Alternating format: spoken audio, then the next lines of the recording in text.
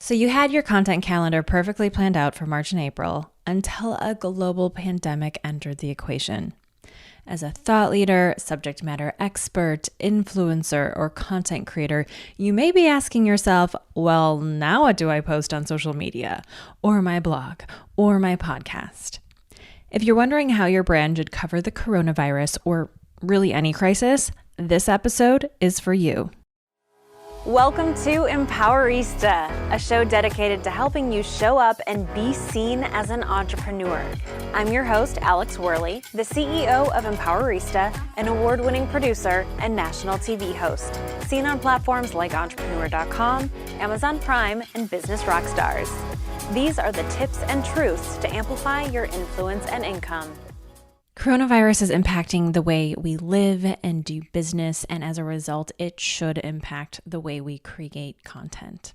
Along with talking about what to do when it comes to content creation during a time of crisis, let's talk about what not to do. First of all, don't ignore there is a global crisis. If you scheduled posts last month for now, they unfortunately may no longer be relevant.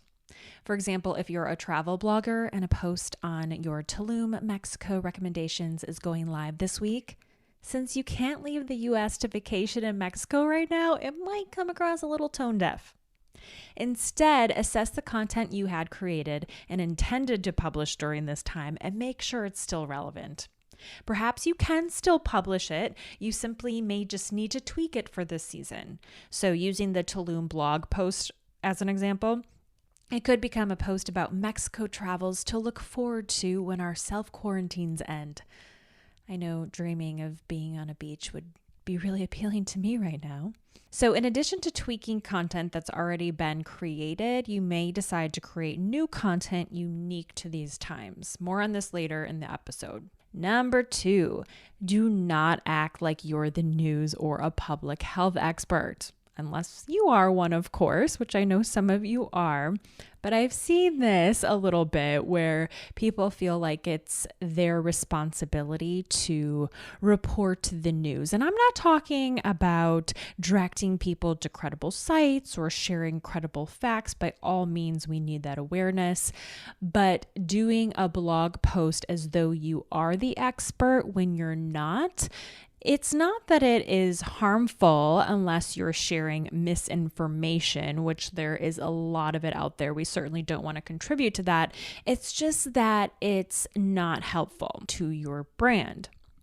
Instead, we can learn from Improv 101 class and yes, and the conversation.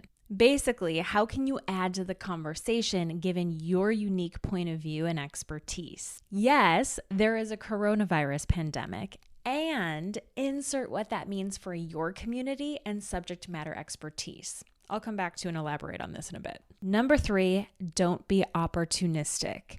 There will be brands that prey on people's heightened emotions or decreased resources. And I know I'm preaching to the Empowerista choir when I say, don't be one of those brands. Instead, think about how can I give versus receive.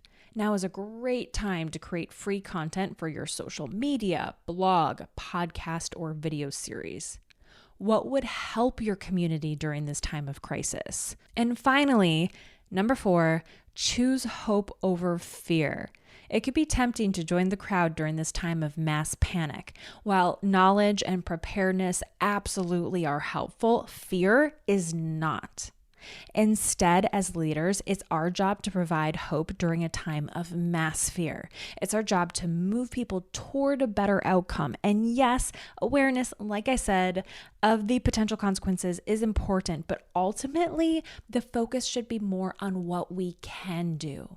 For example, some financial advisors will use the fear of a pending recession to get their clients to take action.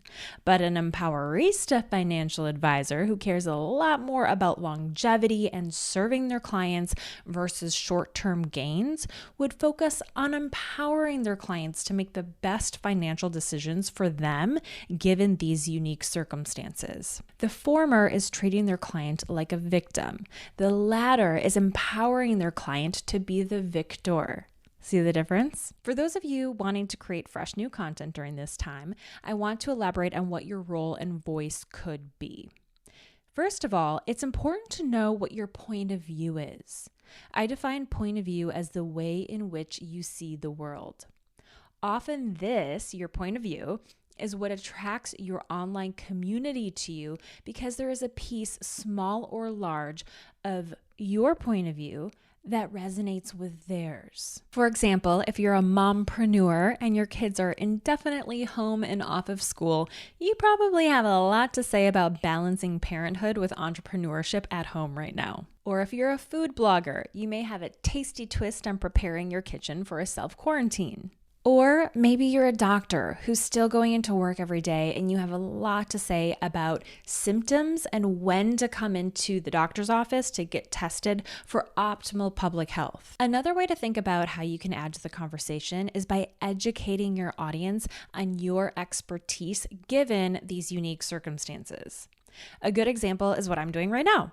I'm teaching my expertise of social media strategy and content producing through the lens of a global crisis. Now, let's say you're a realtor who normally educates your audience on the local market trends. Well, how will this global crisis impact those trends? Last example, let's say you're a meditation expert. How is the global crisis impacting the mindset and emotional well-being of your students? They're probably feeling more anxious right now, for example. So how can you teach meditation to address their anxiety? At the end of the day, it's all about creating relevant and valuable content. If you're inspiring, educating, or hey, maybe even entertaining your audience while still honoring their unique circumstances, you're ultimately doing your job as a content creator. Well, that's it for today's show. If you're loving this podcast, don't forget to subscribe so we can meet again next week, same time, same place. Thank you so much for listening and have an amazing week.